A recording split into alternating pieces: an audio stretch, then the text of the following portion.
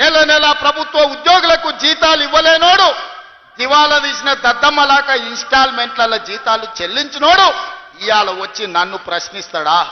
నువ్వా నన్ను అడిగేది? 10 ఏళ్ళు రాష్ట్రాన్ని దోసుకొని రాష్ట్రాన్ని తగలబెట్టి రావణ కాష్టంగా మార్చి 8 లక్షల కోట్ల రూపాయల అప్పు చేసి రాష్ట్రాన్ని దివాలా తీపించి విద్యార్థులను, రైతులను, ఉద్యమకారులను పొట్టన పెట్టుకొని బంగారు తెలంగాణ ముసుగులో పొందలగడ్డ తెలంగాణ చేసిన దిక్కుమాలిన ప్రతి ఎదవ ఈ రోజు మనల్ని వచ్చి విమర్శిస్తాడా?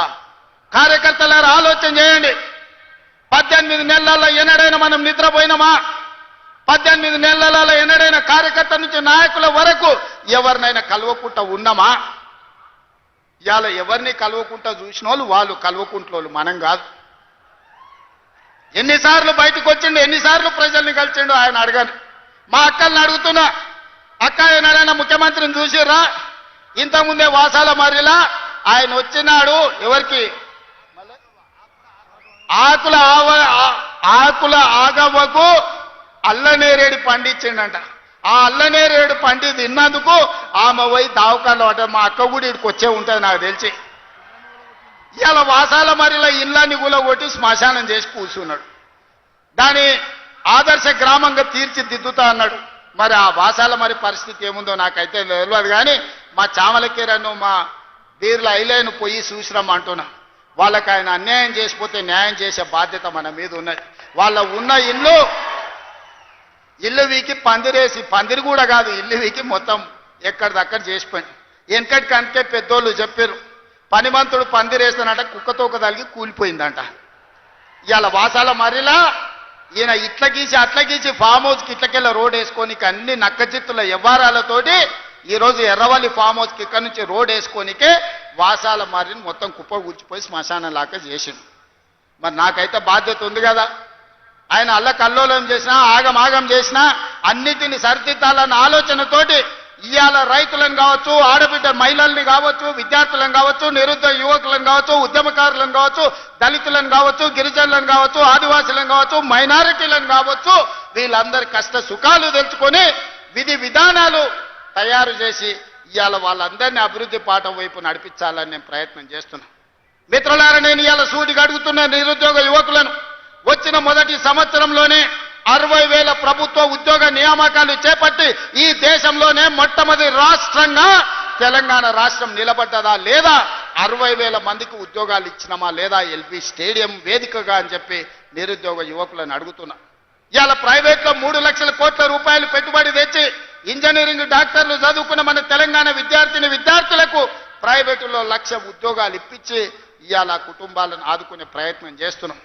ఇవాళ మీ ప్రాంతంలో young India integrated residential school 200 కోట్ల రూపాయలతోని నిర్మించడమే కాదు, రాష్ట్రంలో 100 నియోజకవర్గాలల్లో 20,000 కోట్ల రూపాయలతోటి బడుగు బలైన దళిత గిరిజన మైనారిటీ వర్గాలకు సంబంధించిన పిల్లలు ప్రతి దగ్గర 2,600 మంది కలిసి చదువుకునేటట్టు, కలిసి భోజనం చేసేటట్టు కార్పొరేట్ కాలేజీలను తలదన్నే విధంగా ఇవాళ పేదలకు విద్యను అందించడానికి మన ప్రభుత్వం ప్రణాళికలేసింది.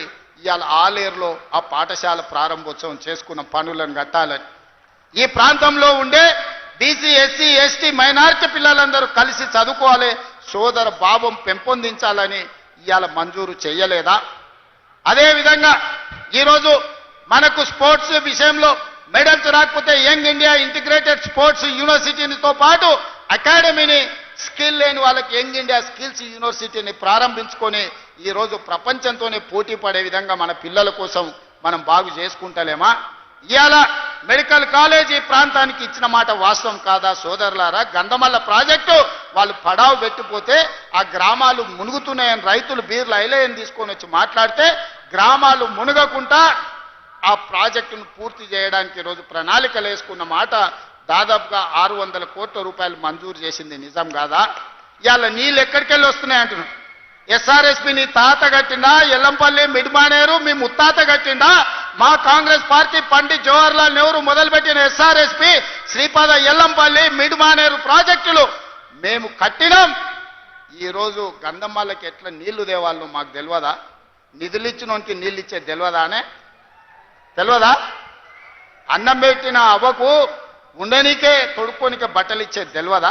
ఇవాళ ఇందిరమ్మ ఈరోజు ఏ గ్రామానికైనా వెళ్దాం, నేను సూటిగా సవాలు విసురుతున్నా. పేదోడు ఉంటున్న ఇల్లు ఇందిరమ్మ ఇల్లు కాదా? పేదోడు కట్టుకున్న ఇళ్ల పట్టా ఇందిరమ్మ ఇళ్ల పట్టా కాదా? పేదోడు దుక్కి దున్నుకుంటున్న భూమి అసైన్మెంట్ పట్టాల పేరు మీద బీసీలకు, ఎస్సీలకు, ఎస్టీలకు లక్షల ఎకరాల భూ పంపకాలు చేసింది ఇందిరమ్మ కాదా?